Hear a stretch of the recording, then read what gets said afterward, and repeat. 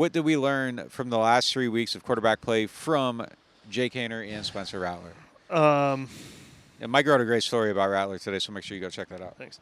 Yeah, look, I'm going to pat myself on the back.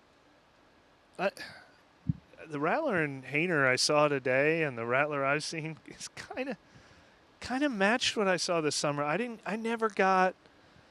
They found the miracle cure. I was like, yeah, sometimes I'm really wowed by the throws he makes. I love the athleticism. I love the movement in the pocket. But he looks like a rookie who's a maybe a couple years from now. Yeah. And I'm actually not super discouraged by what I've seen from either guy, too. I think both of them look super comfortable out there. I would say that more than Garrett Grayson, more than Ian Book. They don't look overwhelmed. They look like they feel like they belong. And they have limitations, and they make some bad choices. And Spencer Rattler looks like he needs to turn the jugs machine down 2 notches sometimes when he throws a 95-mile-per-hour fastball high and off the hands of his receivers.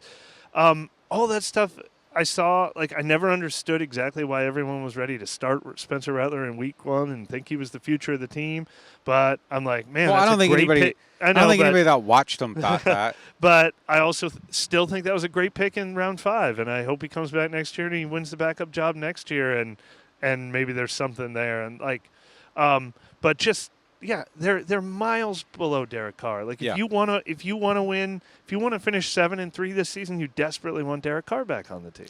I mean, I was someone that liked his potential during the summer. I was also someone who tweeted that he wasn't anywhere close to challenging Derek Carr, and I got murdered for that for a good day and got told I was on the payroll for the team and everything. Yeah. I mean, I think, no. I wish I was on the payroll for the team. We wouldn't be out here at 11 o'clock at night talking on the field when they're on a flight back home, working way less on us. But, hey, but, yeah, look, to be fair to Spencer, I thought he looked way better in camp than he did out here. Nobody's blitzing him really in camp. They know the plays, they know the script. The throws look a little bit better. But yeah, he wasn't challenging for the starting job. He never was. I really wanted to see what he could do. I was excited about what he was going to do in these games. People watching him in practice thought he was going to be a lot better than this out here. And then it gets messy and you find out. But I think as soon as we saw second half of that doesn't always have to game, be this messy, though. There will be today a little bit. He got to stand in the pocket a little bit.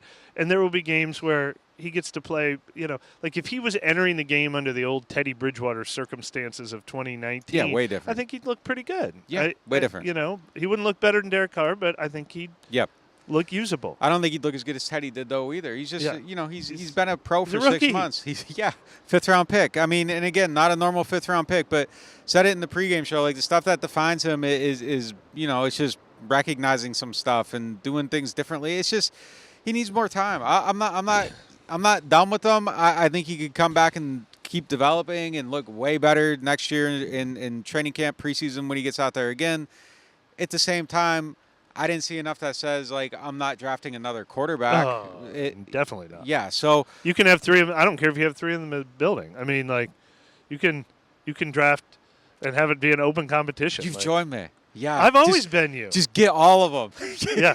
No, our biggest fight ever was the time we switched sides, and I thought you were practical joking me, and I was asking everyone in the room, did you guys set this up when I was outside? That was Hennon Hooker. I wonder if he ever turns into anything. One day we'll find out. But, yes, he does not stop you from drafting one, but good. Go ahead and draft one in the first round next year, and if Spencer Rattler beats him out like Kirk Cousins beat out RG3, great. I don't know if that actually happened or if he just got hurt, but that's all fine too. But yeah, absolutely. He's not a finished product by any stretch of the imagination, and no one should have expected him to be a finished product. And look, hitting the Jameis floor is tough too. Just having a quarterback that can come in and win you a game as a backup, it's tough. It's tough to have multiple Did you people. Agree with the decision to pull him in this game? I mean, at the time they did. Yeah, definitely. I would have done it earlier. Yeah. I would have done it at halftime. I just didn't think it was getting done. I think I don't know if it was us talking or on the show. I think it was on the show after the last game. We thought Haener would start this. Yeah, I would have went to Haener. It just was kind of let's see something different. Yeah. It's not got to save your season, and that's not a commentary on doesn't Rattler. Mean we're giving up on him. Mm-mm. It's just given the situation, you desperately need a win, and I would have been coaching this one like my job was on the line, and I need to do something to save my season. And I get why they didn't necessarily do that. If you still remain high on them, like it wasn't like an egregious decision to me or anything to stick with them. I just would have done it a different way. But it's easy to say that from the outside. Like maybe you see different things in practice. Maybe you think Spencer's going to go out here and okay, we're going to protect better for him, and now that's going to fix it because this, and this out. But it didn't work out that way, and yeah, I would have just my only criticism is it didn't happen sooner. Really, it is. Halftime, that would have been my decision. I would have came out, and I don't think it changes anything, but I would have just been trying to aggressively attack a different result. And even though it was close at halftime, I would have felt like, yeah, we aren't going to score any points if we don't do this. So I would have done it.